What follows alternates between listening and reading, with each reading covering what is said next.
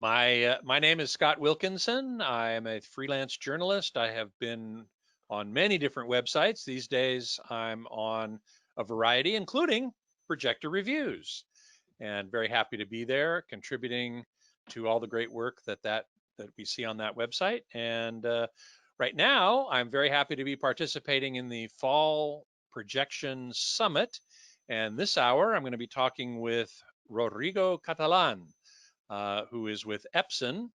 And we got a lot to talk about with Epson. Rodrigo, so nice to see you. Thanks for being here. It's a pleasure to be here, Scott. Thanks for having me. You bet. So, we want to talk today about the concept of laser TV or TV replacement, which is becoming an increasingly important display category. How does Epson view it, and how has Epson started entering that product category? We are all in. So this idea of laser TV projecting at 100 inches or bigger is really, I think, an idea whose time has come. I think there's been attempts at getting this done before, but I think there's been some limitations. We have just announced that we're shipping the LS500, which it's an awesome product, and anybody who was with us at CEDIA last year had the pleasure of actually seeing it live and in action. I was Yes, one of thank them. you. I remember that. Yes. Um, And I we was had very an impressed. well, thank you. We had an incredibly packed booth for the entire show, and we had three huge displays out on the aisle, and people just couldn't believe their eyes. So I think from an Epson point of view, what this enables us to do is really highlight some of our core technology. And from a user standpoint, you can now get into 100 inches or 120 inches, or even with a custom screen size, you can go higher.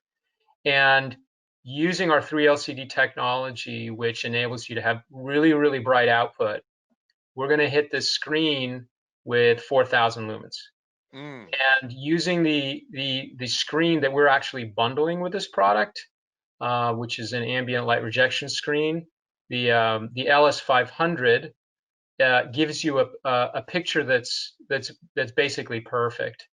And I think that when you ask the question like what's going on in this zone, I think there's a huge amount of excitement from both people in the TV land and people in the projector land, because it's like the merging of the two things. Hmm. Hmm. And it's exciting from a projector standpoint, because those who are familiar with standard projector understand that there's a throw distance and an installation that sometimes requires some cabling and such. Hmm. And we've had some really positive feedback from those kinds of folks who say, "Hey, great, way easier to install, no cabling." I Go. was going to say one of the other big advantages that I can see is that you get a 100-inch or 120-inch image.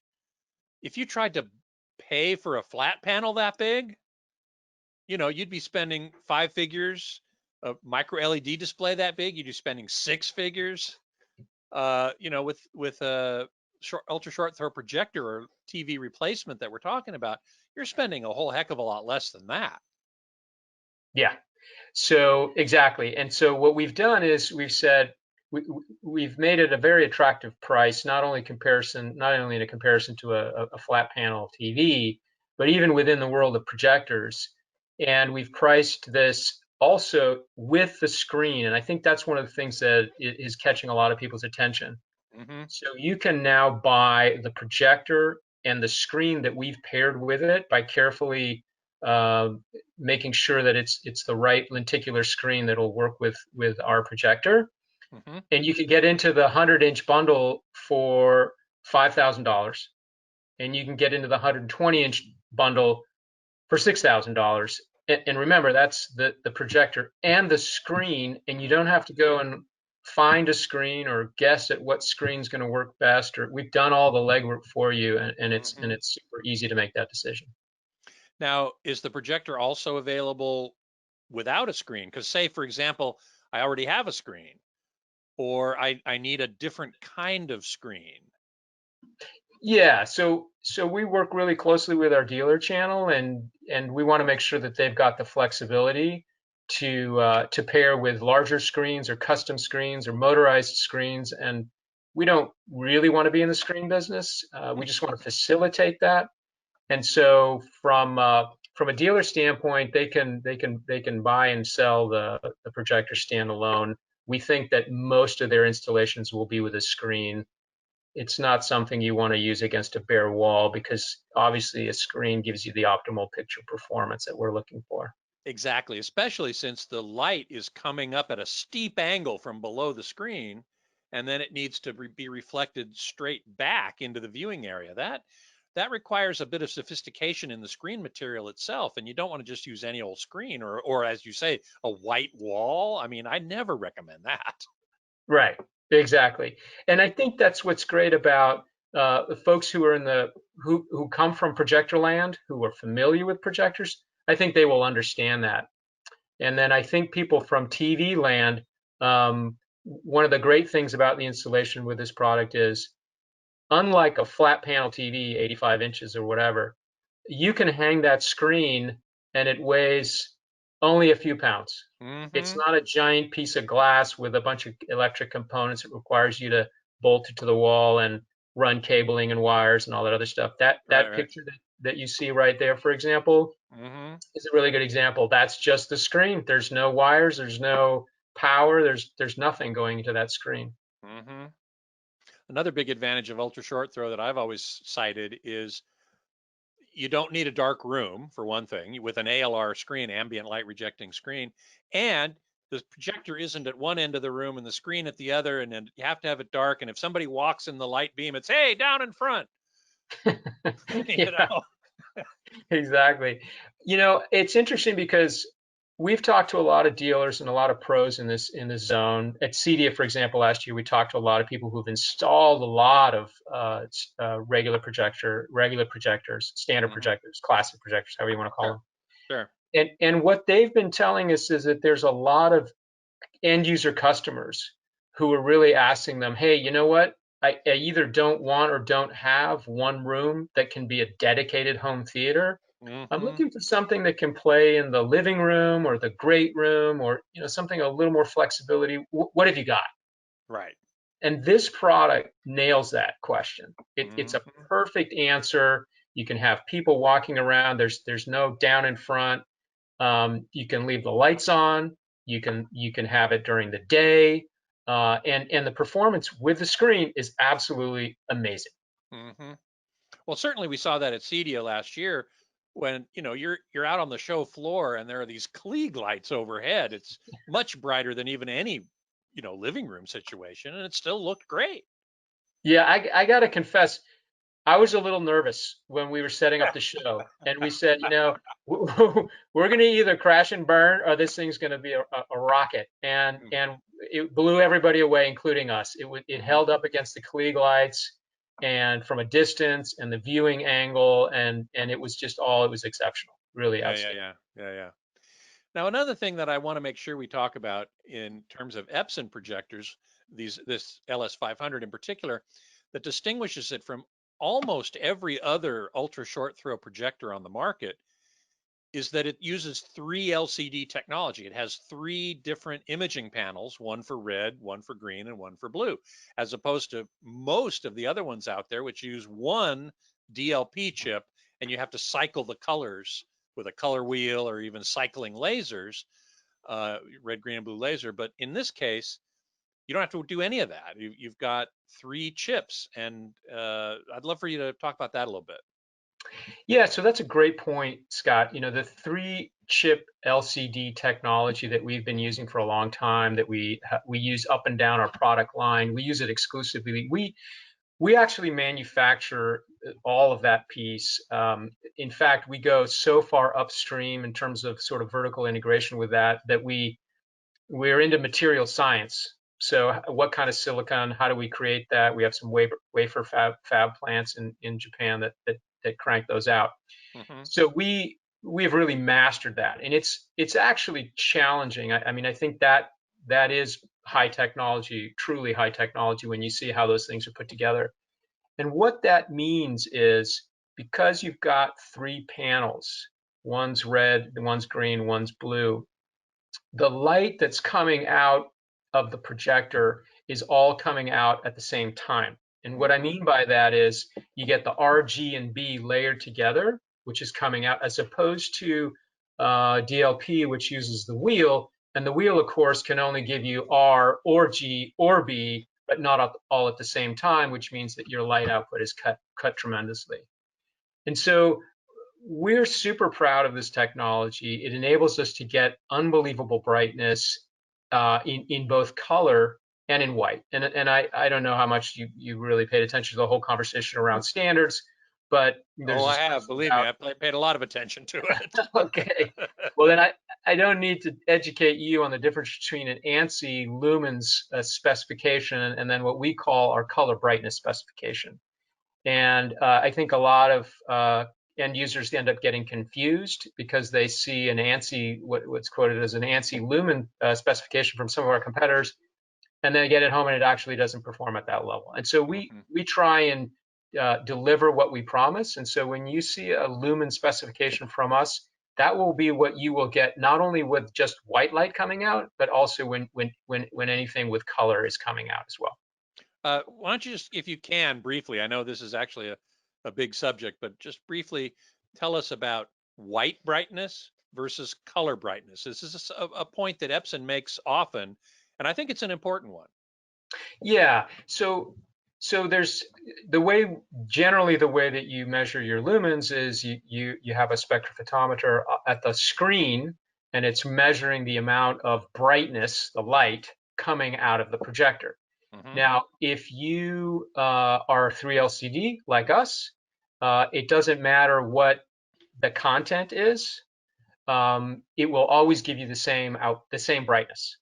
Well, So and for we're talking about I mean, normally that would be measured with a white, like a white field or a white window, right? Well, so that's the issue. So the issue is some of these specs. So the ANSI lumen spec, for example, dates back to I think 1947. Mm, Okay, and it was obviously established way before current technology was available. And so what they had to do is they had to say basically, if you have no obstructions from the light source, how bright will the picture be? And right. so with no obstruction in that at that time meant white.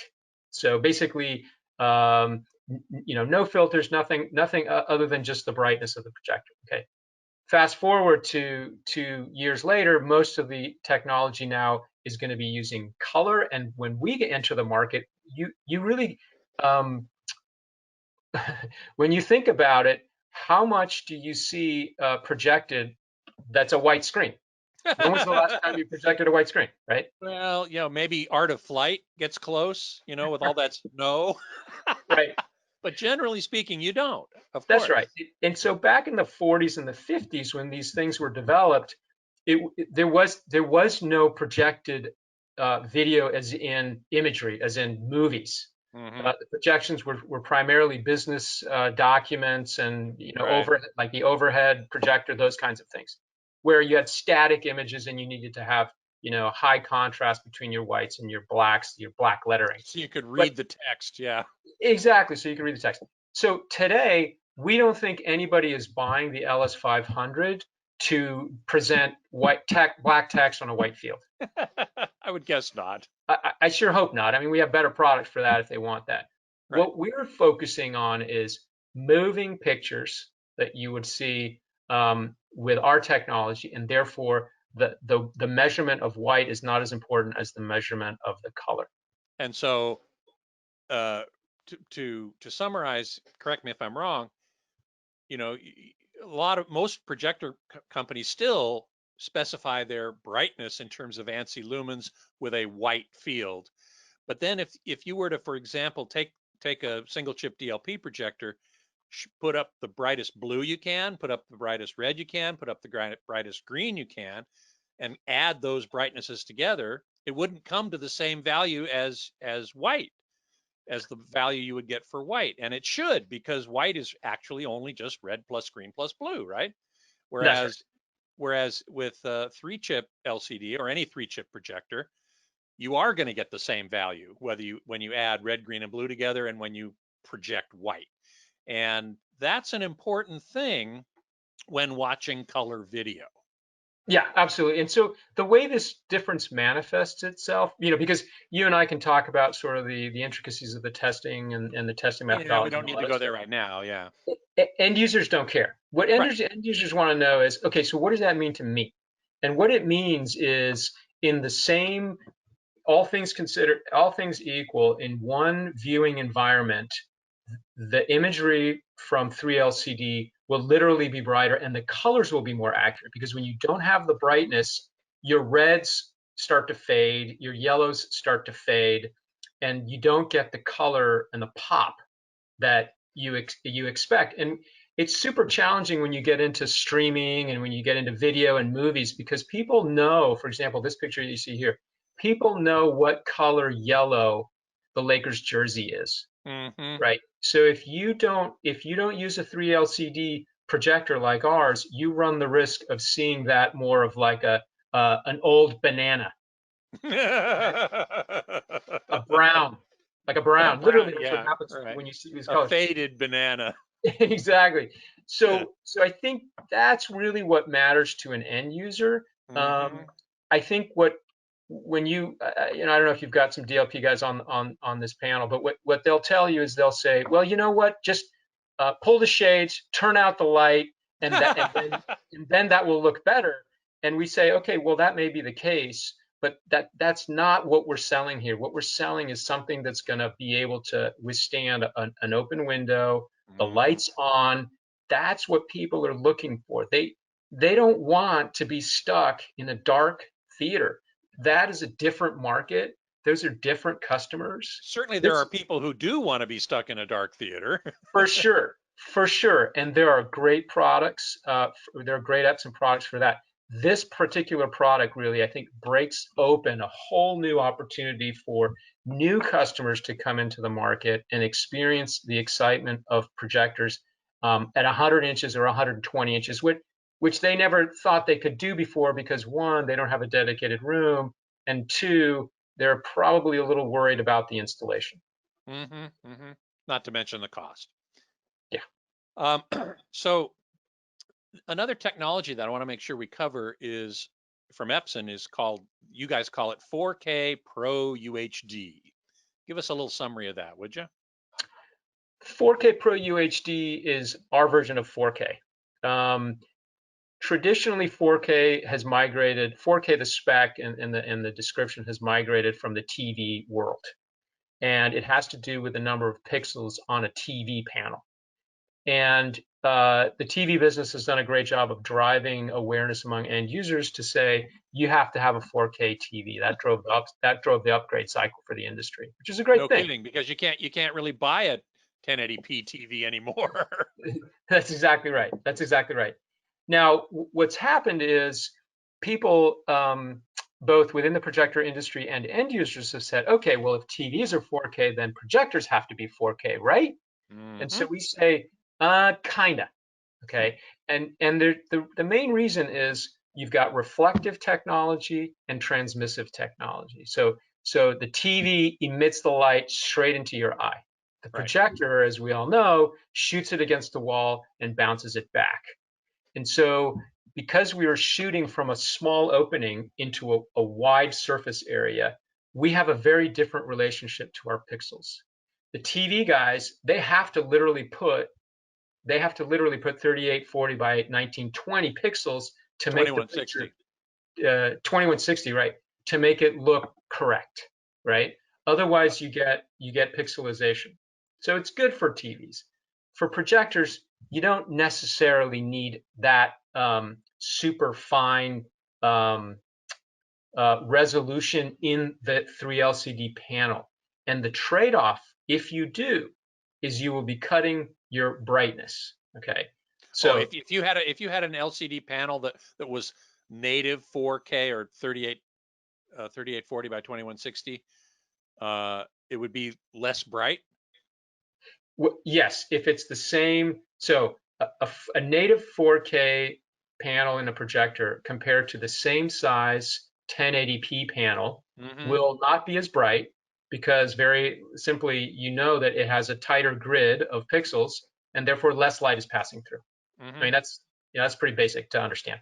Yeah. It's like water through a sieve. Like the Right. tighter the mesh, the less water through. Okay, same Right. idea. Right. So what we've done with 4K Pro UHD is we've looked at the trade-offs and the benefits and what's the ideal experience for a user. And what we've realized is that to the human eye, resolution is less important than color and shades.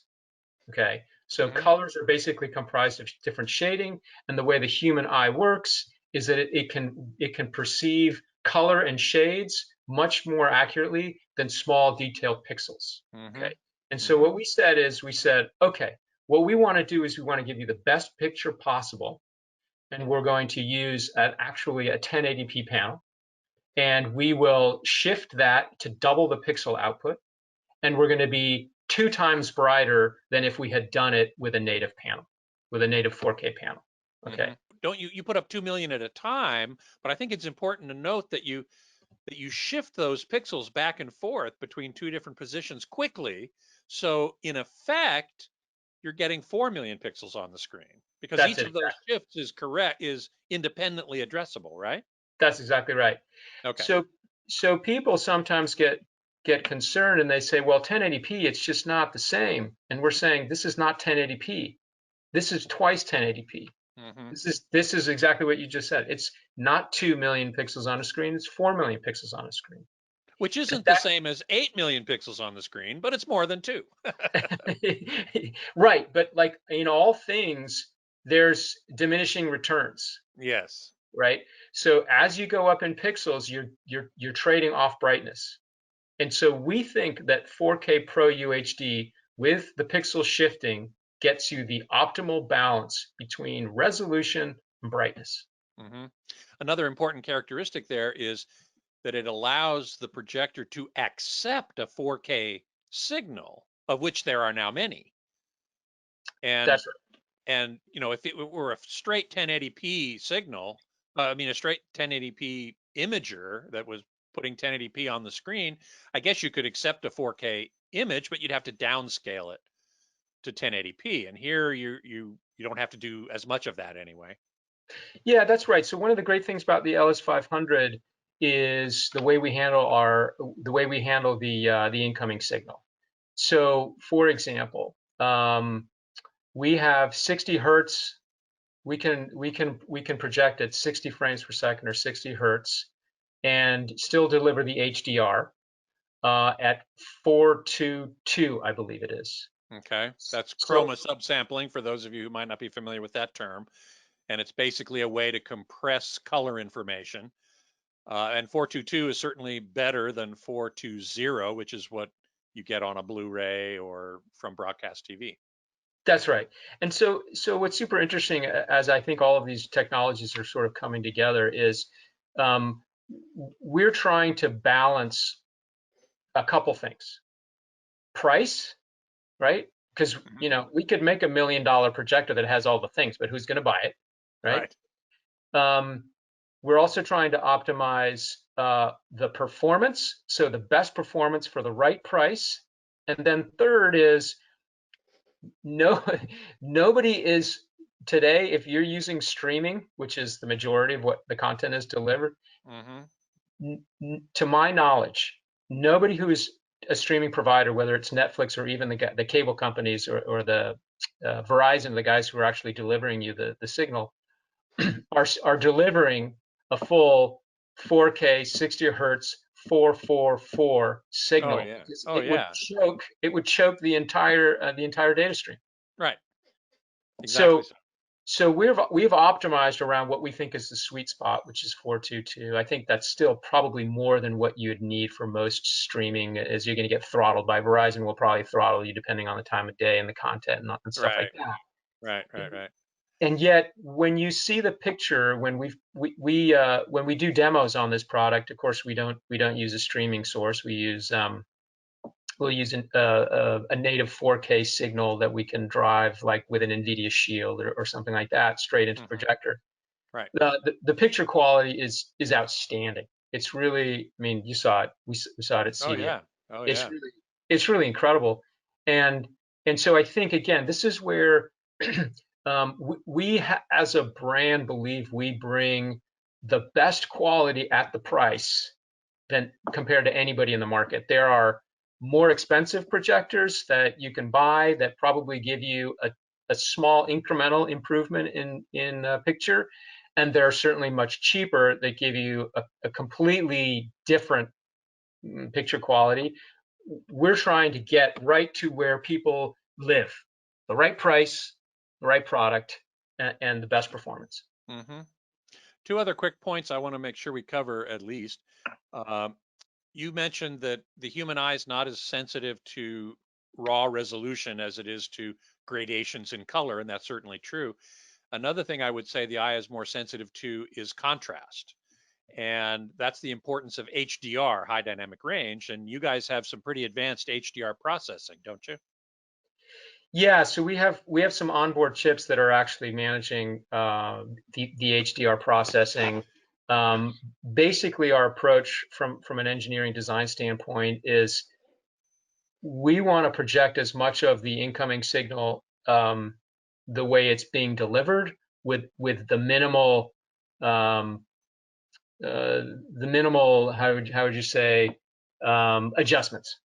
Tone mapping, maybe? Yeah, so I think tone mapping. Our goal with our tone, everybody has their own tone mapping Yeah, algorithms, right? right. And Everybody has their different own people have flip. different priorities on how to design them. That's right. And I think what's interesting about the industry is that each brand, because there are really only a handful of engineers working at each company in that tone mapping, super esoteric world, Mm-hmm.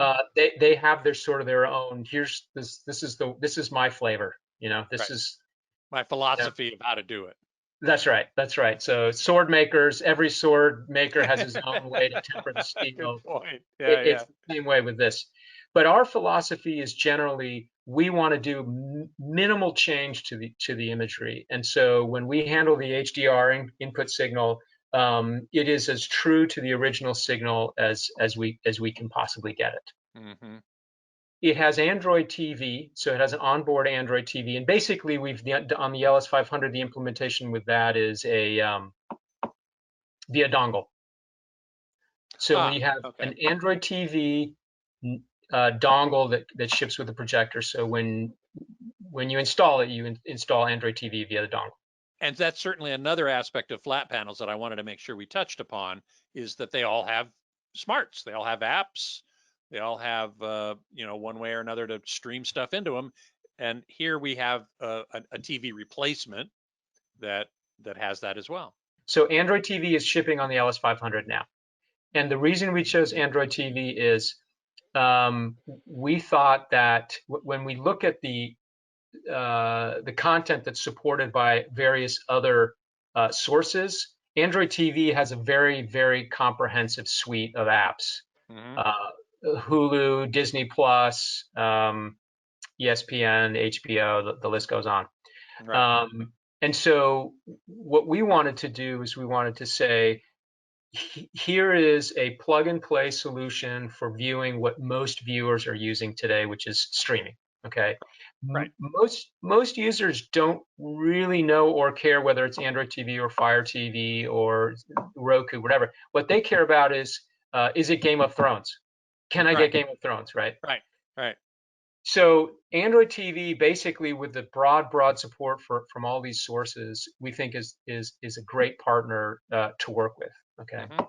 So that would be that side of the equation. Now that is shipping today on the LS500. Good. Now, as a TV replacement, TVs, as we know, have built-in sound.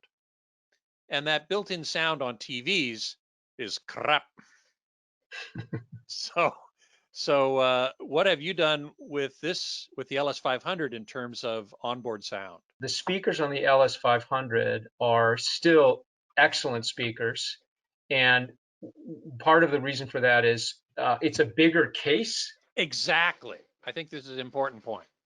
Yeah, bigger case and allows you to have better acoustics than if you had a flat panel TV, which the flat panel guys, I don't know, but I'm going to guess they've said, well, we want to make it as thin as possible, and the thinner the flat panel, the worse the sound. So we're just going to offload the sound to the sound bar guys and let them take that business.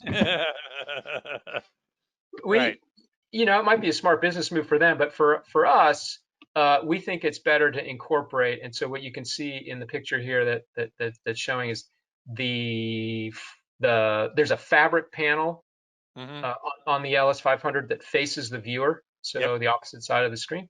Yep. And behind that, we've put a very advanced speaker system that will work when you set this up on the counter, and you don't have to add any additional sound bars or external speakers. It's almost like a sound bar is built in, more so than in a TV, because as you say, you've got more room to put in better speakers, which is to me a big advantage.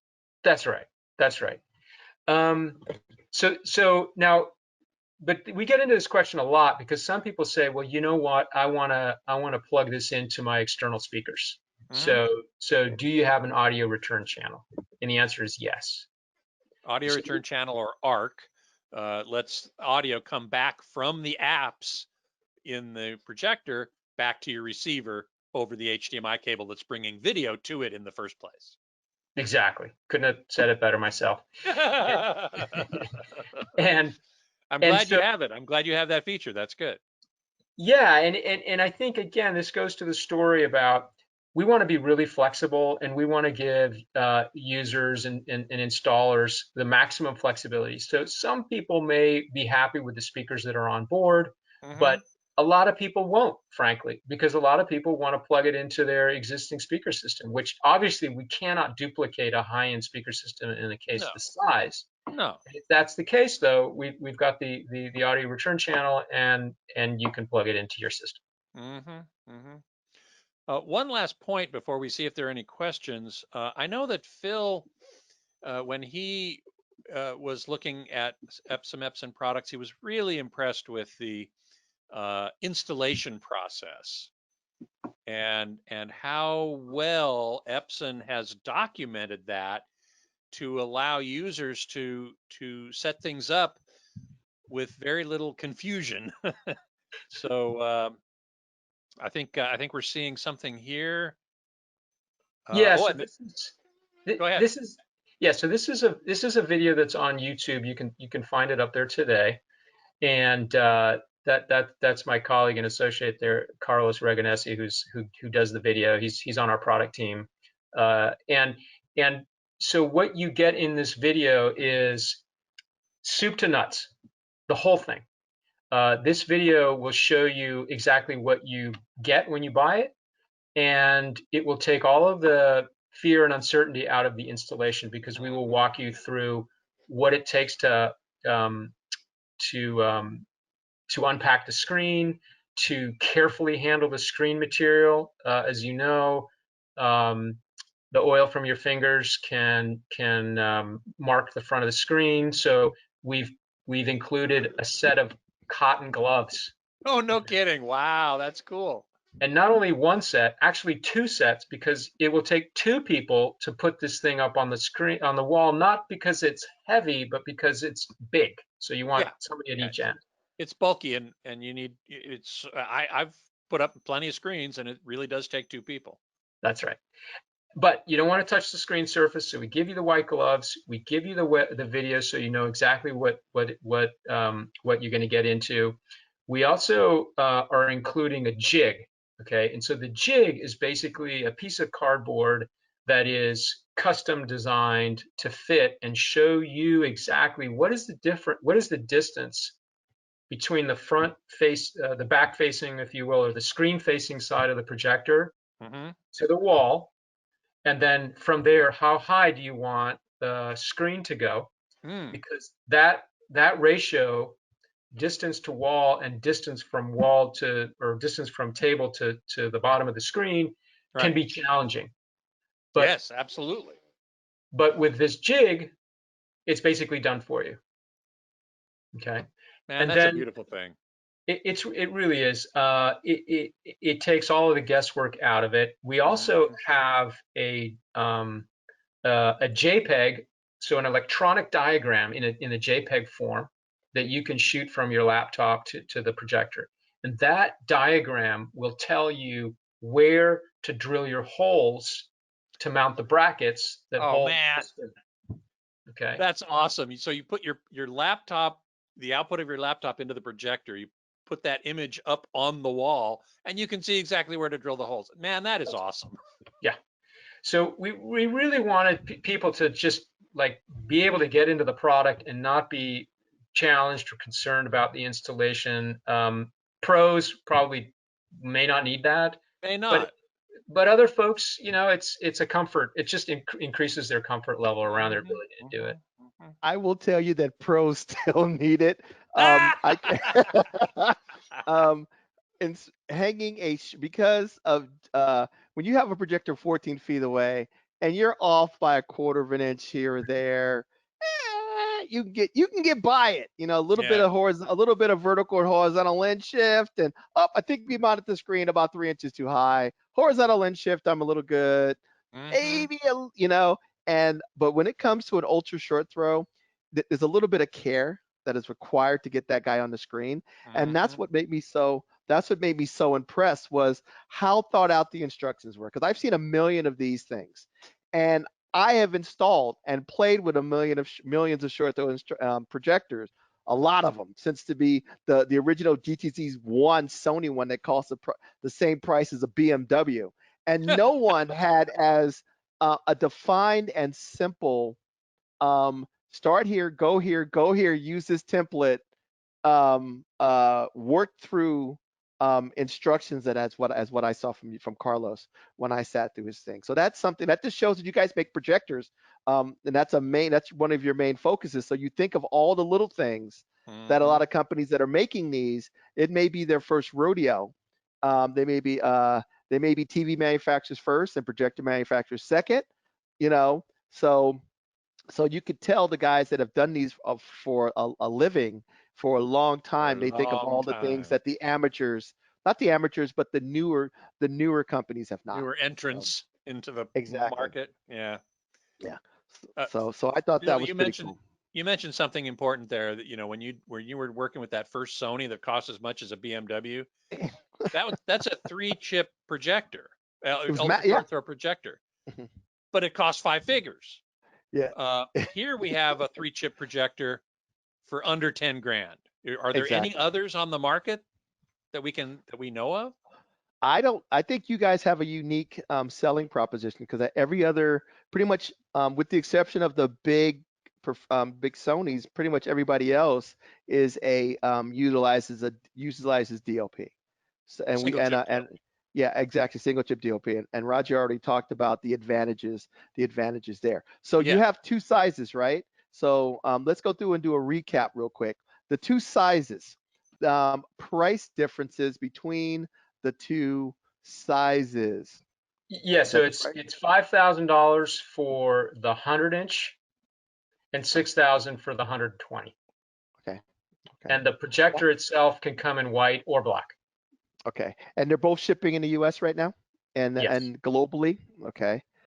And So, by the way, I might as well throw in a plug for Magnolia mhm, because we are actually doing live demos. The product is set up and in mhm, store in almost 100 Magnolias. And I think that's really important to note because, you know, Scott, like we were talking about a little bit, it's just like, well, lumens and, ANSI and white, it can be kind of confusing and hard to track Sure. down. mhm. Go to your Magnolia, see it live and in action, Yep. and you decide for yourself with your own eyes whether this thing is worth the price. Yeah. Right. Yeah. The other thing that's nice about at Magnolia too is they sell like the cabinetry for it, because one of the cool things is you can have it's pretty sleek and stylish to sit on top of a cabinet, but there's cabinets by companies like Salamander where you could just literally make it disappear. Is this a cabinet and a screen together? Yeah, so this is a totally different animal. This This is is cool. awesome. Yeah, so what happens is, I don't know if you can see it, but the projector rests on a motorized shelf Hmm. that's enclosed and is vented, and Okay.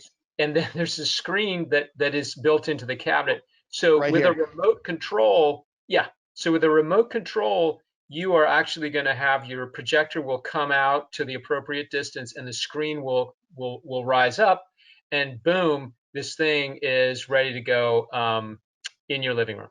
Pretty Okay, so cool. instead of having to buy a cabinet that hides it and a screen that disappears, I can buy it all in one solution. Huh, that's pretty Yes, cool. it's a I've really never great. seen this Darn before. cool.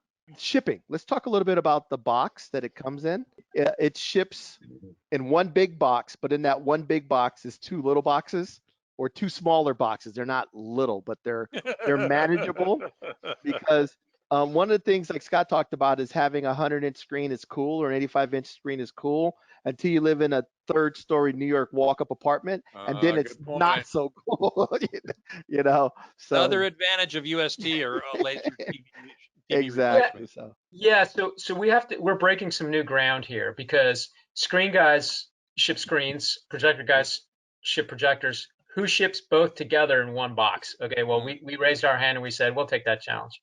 The box is designed so that two people could carry it.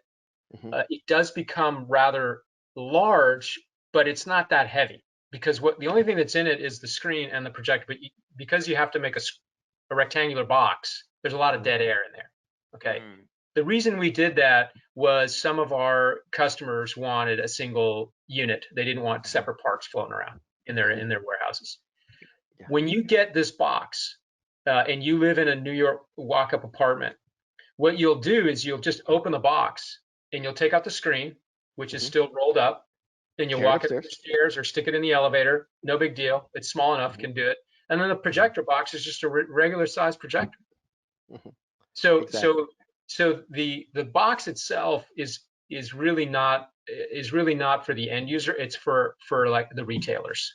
I know. I totally get it. I mean, I come from my day job deals with speakers, and we have ones that are dedicated left and dedicated right, and two lefts don't make a right. So, Nice. so a lot of times we have to pack them together because the dealer just says, you Yep. know what, put them together because my inventory, the warehouse guy is in a hurry. Even if one box is white and says left, and the other box is black and says right, they will still send them two left. So I can Yep. totally understand the logistics of if you get the box, you know everything you need is in the box. This is actually another cool thing. We were talking about the little install things. So we talked about the video, the gloves, that little template. I can't believe no one's ever thought of before. And the template takes into account the thickness of the screen. So you put the template up against the wall, and then it already knows based on the thickness of that template, it's going to be, it takes into account the fact that the screen is off the wall an inch or so. So Yeah. just that level of detail when it comes to setup helps a lot.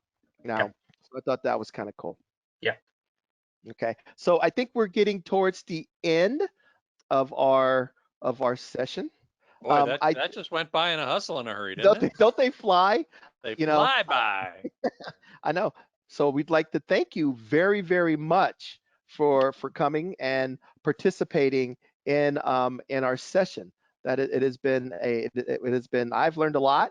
I am looking forward to getting my hands on this particular unit. I'm looking forward to playing with it in my home.